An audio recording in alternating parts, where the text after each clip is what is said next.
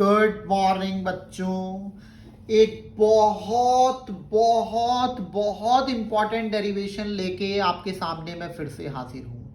ये वो टॉपिक है जिसका बोर्ड में आना लगभग क्या रहता है, फिक्स रहता है। तो आप इस डेरिवेशन को बहुत अच्छे से देखेंगे, ठीक है। तो आज के हमारे डेरिवेशन का नाम है electric field due to uniformly charged infinite long wire using Gauss theorem. मतलब गॉस थ्योरम के हेल्प से मुझे किसी इन्फिनाइट लॉन्ग वायर के कारण क्या निकालनी है, इलेक्ट्रिक फील्ड निकालनी है। तो डायरेक्ट डेरिवेशन जाने से पहले हमको कई चीजें बच्चों यहां पे क्या करनी है, डिस्कस करनी है। सबसे पहले एक वर्ड लिखा है यूनिफॉर्मली चार्ज्ड।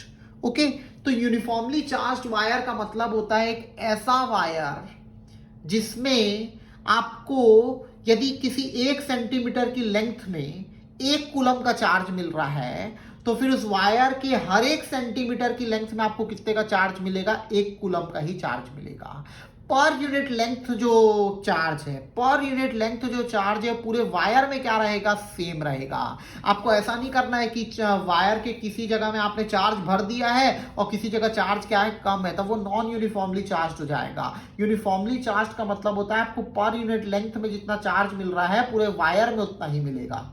ओके, अब वो कंपटीशन हो या बोर्ड हो, हमको यूनिफॉर्मली चार्ज्ड वायर ही क्या करना है बच्चों, डिस्कस करना है। ओके, तो डायरेक्ट डेरिवेशन जाने से पहले कुछ कुछ चीजें समझना बहुत जरूरी है। ओके, तो मान लो मुझे एक पॉइंट दिया है, मुझे इस पॉइंट पे पहले इलेक्ट्रिक फील्ड का डायरेक्शन निकालना है। क्या निकालना है, डायरेक्शन निकालना है। तो डायरेक्शन निकालने के लिए मैं क्या करता हूं, समझना। एक y डिस्टेंस ऊपर और y डिस्टेंस नीचे दो पॉइंट ले लेता हूं। सिमेट्री के लिए मैंने y ऊपर लिया और y क्या लिया है, नीचे लिया है। अब क्योंकि क्योंकि ये यूनिफॉर्मली चार्ज्ड वायर है, मतलब जितना चार्ज मुझे इस पॉइंट पे मिलेगा उतना ही चार्ज इस पॉइंट पे मिलेगा। अब क्योंकि मैंने y डिस्टेंस ऊपर लिया है, y डिस्टेंस नीचे लिया है, इसका मतलब ये जो डिस्टेंस होगा और ये जो डिस्टेंस होगा, ये दोनों डिस्टेंस आपके क्या होंगे, सेम होंगे। तो यूनिफॉर्मली चार्ज्ड वायर होने के कारण चार्ज क्या है, सेम है। ओके, सिमेट्रिक पॉइंट लेने के कारण डिस्टेंस भी क्या है, सेम है। तो मैं बोल सकता हूं इसके कारण यहाँ पे जो इलेक्ट्रिक फील्ड बनेगी, जो हमेशा रेडियली आउटवर्ड्स बनती है पॉजिटिव चार्ज के कारण, और इसके कारण जो इलेक्ट्रिक फील्ड बनेगी, दोनों का मैग्नीट्यूड क्या होगा, सेम होगा। दोनों का मैग्नीट्यूड क्या होगा, सेम होगा। ओके, और आप बहुत आराम से कंक्लूड कर सकते हो कि यदि मैं इन दोनों का वेक्टर एडिशन करूं, इन दोनों का वेक्टर एडिशन करूं, तो मुझे जो नेट इलेक्ट्रिक फील्ड मिलेगी वो इस डायरेक्शन में मिलेगी, इस डायरेक्शन में मिलेगी। ओके, अच्छा, अभी मैंने 2 पॉइंट चार्जेस लिए, ठीक। इनफाइनाइट वायर है, कि कैसा वायर है, इनफाइनाइट वायर है। ओके, तो मैं चाहता तो एक चार्ज यहां ले लेता, एक चार्ज सिमेट्रिकली यहां ले लेता, एक पेयर और ले लेता। तो इन दोनों के कारण भी यदि मैं इस पॉइंट पे इलेक्ट्रिक फील्ड बनाता तो मुझे नेट फील्ड इसी डायरेक्शन में मिलती, बाय सेम कंक्लूजन। ठीक है, मेरे को इन दोनों के कारण भी इलेक्ट्रिक फील्ड इस डायरेक्शन में मिलती। यदि मैं 2 चार्ज और ले लेता, क्योंकि इनफाइनाइट वायर है, कोई एंड नहीं है, यदि दो चार्ज और लेता, मतलब एक पेयर और लेता सेम डिस्टेंस पे, तो मुझे इन दोनों के कारण भी यहां पे इलेक्ट्रिक फील्ड कहां मिलती, यही मिलती। तो मैं बोलना क्या चाहता हूं, ये बहुत इंपॉर्टेंट है कि इस पूरे वायर के कारण, इस पूरे वायर के कारण इस पॉइंट पे इलेक्ट्रिक फील्ड ऐसी होगी, ऐसी होगी। किसी भी डेरिवेशन को पहले समझना चाहिए। ओके, डायरेक्ट एकदम डेरिवेशन में जंप कर देंगे ना तो मजा नहीं आता। तो मैं तो डेरिवेशन समझाता हूं। चलो फिर से एक वायर बनाते हैं, ठीक है। अभी मैंने पॉजिटिवली चार्ज बनाया, हर बार पॉजिटिव वो ऐसा जरूरी नहीं है। ओके, यहां पे मैंने इलेक्ट्रिक फील्ड निकाली, तो इस डायरेक्शन में आई। मान लो इसकी वैल्यू कितनी है, ई है, कि डिस्टेंस मैंने आर लिया है। ओके, तो इस पूरे वायर के कारण आर डिस्टेंस पे यहां पे इलेक्ट्रिक फील्ड का डायरेक्शन ऐसा हुआ जो मैंने यहां पे डिस्कस किया, और इसकी वैल्यू को मैंने क्या ले लिया, ई ले लिया। क्या ले लिया, ई ले लिया।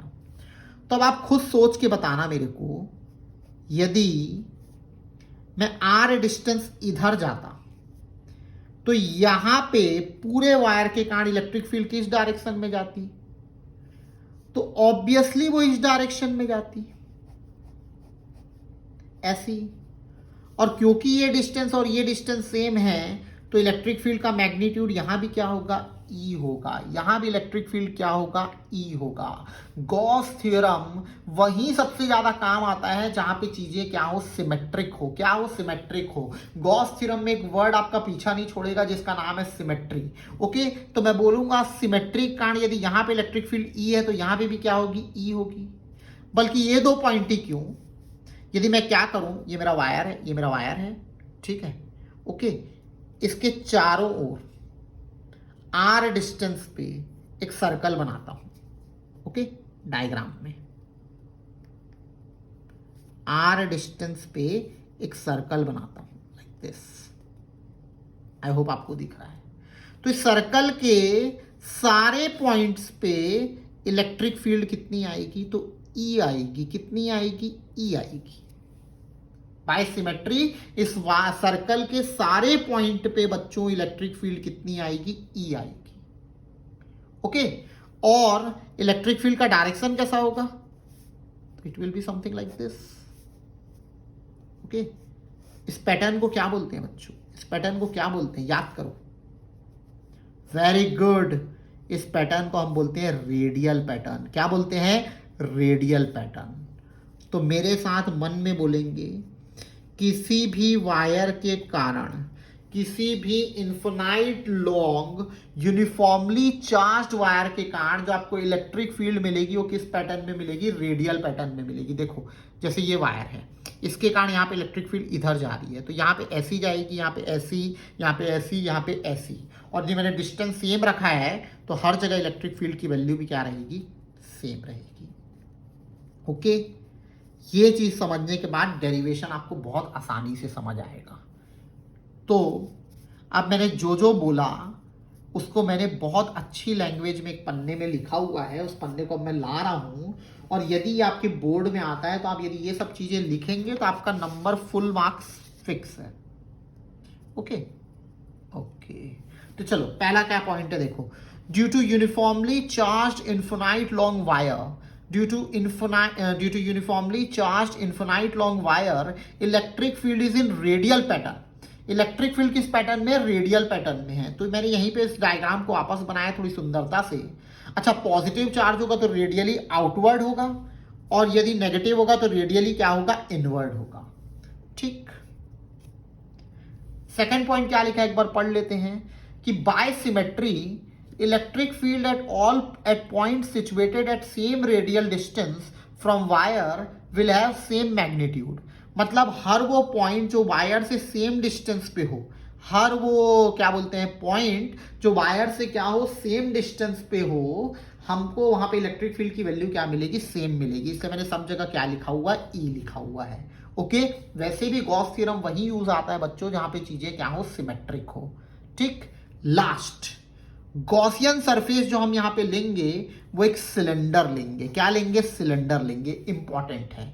ठीक है, यहां पे जब हम गॉसियन सरफेस लेंगे बच्चों, क्या लेंगे, सिलेंडर लेंगे। ओके, अब गॉसियन सरफेस क्या होता है, गॉसियन सरफेस को क्यों सिलेंडर लेते हैं, अपन डिस्कस करते हैं पहले एक अलग पन्ने में। वापस इसी पेज में आ जाता हूं। देखो, मान लो मुझे इस वायर, मान लो क्या, मुझे इसी वायर के कारण इलेक्ट्रिक फील्ड निकालनी बोला है। ठीक, अब यदि गॉस थ्योरम लगाना है तो गॉस थ्योरम का स्टेटमेंट क्या होता है कि flux through a closed body, ठीक है, is equals to q in by epsilon naught. Charge उसके कहां होना चाहिए, अंदर होना चाहिए। कहां होना चाहिए, अंदर होना चाहिए। तो अभी तो एक वायर दिख रहा है, किसी के अंदर है क्या, चार्ज नहीं है। तो यदि गॉस थ्योरम यहाँ पे मेरे को लगाना है, यदि मुझे यहाँ गॉस थ्योरम लगाना है तो चार्ज को किसी बॉडी के अंदर क्या करना पड़ेगा, एनक्लोज करना पड़ेगा।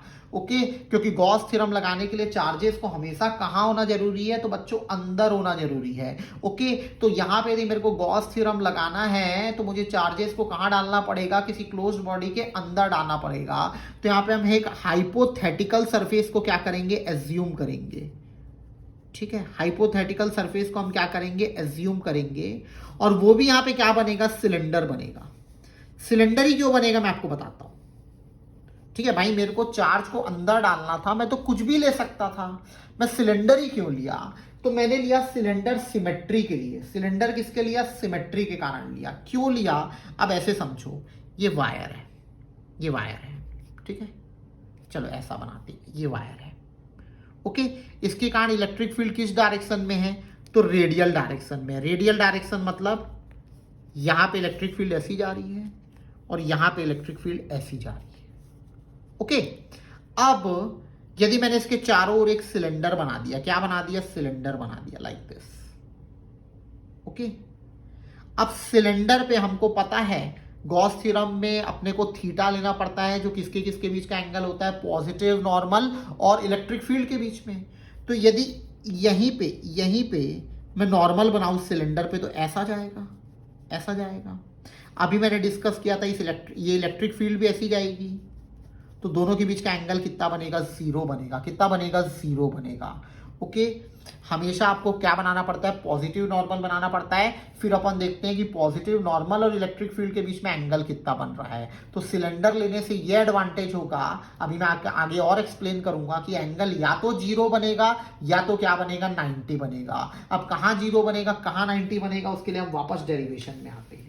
तो गॉसियन सरफेस वही हाइपोथेटिकल सरफेस है जिसके थ्रू हम लोग चार्ज को कहां ले जा रहे हैं? अंदर लेके जा रहे हैं, क्योंकि गॉस थ्योरम के लिए चार्ज को कहां होना जरूरी है? अंदर होना जरूरी है। और गॉसियन सरफेस लेने का एक नियम है, हमेशा ऐसा सरफेस लेना चाहिए जिससे जो आप एंगल लो इलेक्ट्रिक फील्ड और पॉजिटिव नॉर्मल के बीच में, वो या तो 0 बने या तो 90 बने। तो आपका कैलकुलेशन हमेशा क्या हो जाएगा? बहुत आसान हो जाएगा।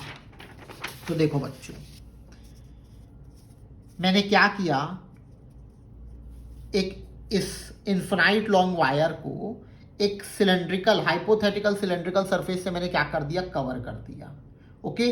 मान लेता हूं इस सिलेंडर की लेंथ क्या है? L है, और मुझे बोला एक पॉइंट P है जहां पे मुझे इलेक्ट्रिक फील्ड निकालनी है, जिसका डिस्टेंस कितना है वायर से? तो R है, ओके। अब मैंने सिलेंडर भी ऐसा चुना है जिसकी रेडियस भी कितनी है? R है। नाउ अब चालू करते हैं derivation.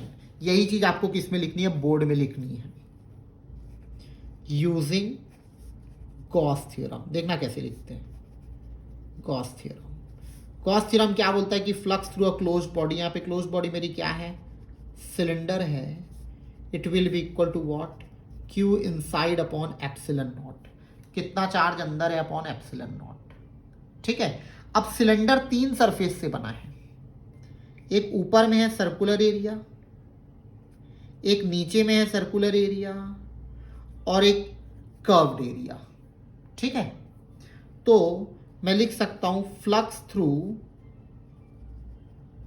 Circular area 1 plus flux through curved area 2 plus flux through फिर से सर्कुलर एरिया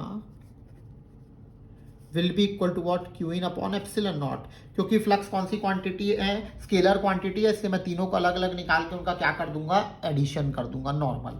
अब ध्यान से देखना, क्यों मैंने सिलेंडर लिया? सिलेंडर लेने से कितना एडवांटेज होता है? तो जैसे मान लो इस सिलेंडर का ऊपर का फेस है, ऊपर का फेस है सर्कुलर फेस, यहां पे यदि मैं पॉजिटिव नॉर्मल बनाऊं तो ऊपर जाएगा। मैं आपको बताया था किसी भी क्लोज्ड बॉडी के लिए जो नॉर्मल बनाते हैं वो आउटवर्ड्स डायरेक्शन में होता है, तो ऐसा बाहर आएगा।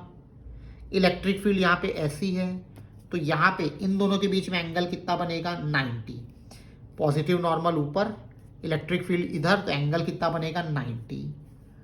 इसी कारण से इसका फ्लक्स कितना हो जाएगा? 0 हो जाएगा। क्यों? क्योंकि angle between positive normal and electric field कितनी है बच्चों? 90, और cos 90 कितना होता है? 0 होता है। इसी रीजन से ये भी क्या हो जाएगा? 0 हो जाएगा। आपका क्या बचेगा? तो फ्लक्स थ्रू कर्व्ड एरिया बस बचेगा, which will be equal to what? Q in by epsilon naught, ठीक है।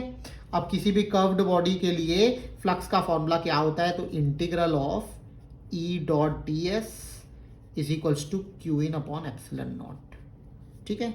यहाँ पे एक छोटा सा सरफेस एरिया एज्यूम कर लेते हैं जिसको हम नाम देंगे ds। क्या नाम देंगे? ds, okay.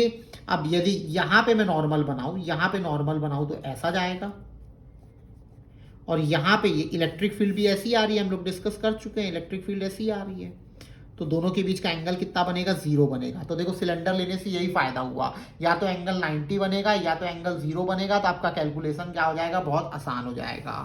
तो it will be EDS cos 0, क्योंकि एंगल 0 बन रहा है, equal to Qin upon epsilon naught. Now देखो इलेक्ट्रिक फील्ड यदि यहां पे E है तो पूरे R डिस्टेंस पे इलेक्ट्रिक फील्ड की वैल्यू क्या होगी, सेम होगी। मैं बताया था बाई सिमेट्री, यदि इलेक्ट्रिक फील्ड यहाँ पे E है तो यहाँ पे भी क्या होगी, E होगी। पूरे R डिस्टेंस पे इलेक्ट्रिक फील्ड क्या होगी, सेम होगी।